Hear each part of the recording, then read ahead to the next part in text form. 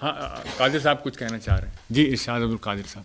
मैं असलम अज़हर के काफ़ी क़रीब था, इसी वजह से मैं बात करना चाहूँगा।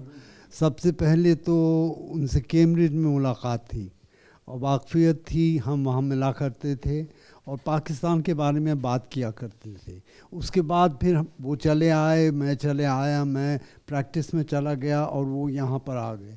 तो हम उस वक्त मिला नहीं करते थे। एक दिन मुझसे मिले और कहने लगे कि भाई तुम आओ मुझसे मिलो। और मैं आया यहाँ पे टीवी स्टेशन में, ग़ालिबन इसी बिल्डिंग में, मेरे ख़्याल में यही बिल्डिंग है। और मुझे कहा you are a story teller, why don't you tell stories?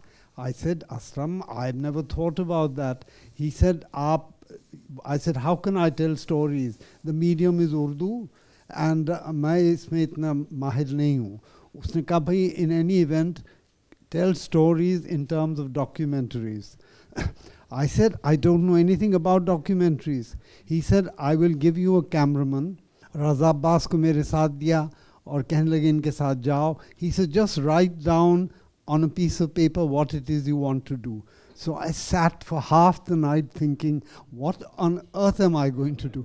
बाहर सूरत कुछ लिख डाला, मैंने उनको दिया. He said, good, go ahead and do it. आज़ादी दी उन्होंने मुझे, जैसे जावेद जब्बार कह रहे हैं. और एक मेरा एक डॉक्यूमेंट्री सी बन गई जिसका नाम दायरे सीरीज़ था. तो उन्होंने कहा कि भाई इसमें ये इस तरह करो.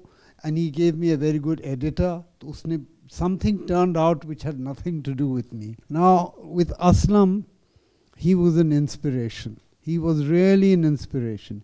And I miss him incredibly. बहुत ही अच्छी शख्सियत थी. And so professional, so wonderful. I am very sorry he has gone. Javed साहब से लेके चिश्ती साहब, इवन तलत हुसैन को उन्होंने कहा कि भाई तुम ड्रामा करो, आपको बताया डॉक्यूमेंट्री करो. कह रहे कैसे डॉक्यूमेंट्री करूँ? उनका मैं ऐसे लिख लो. यानी उन्हें कौन बताता था?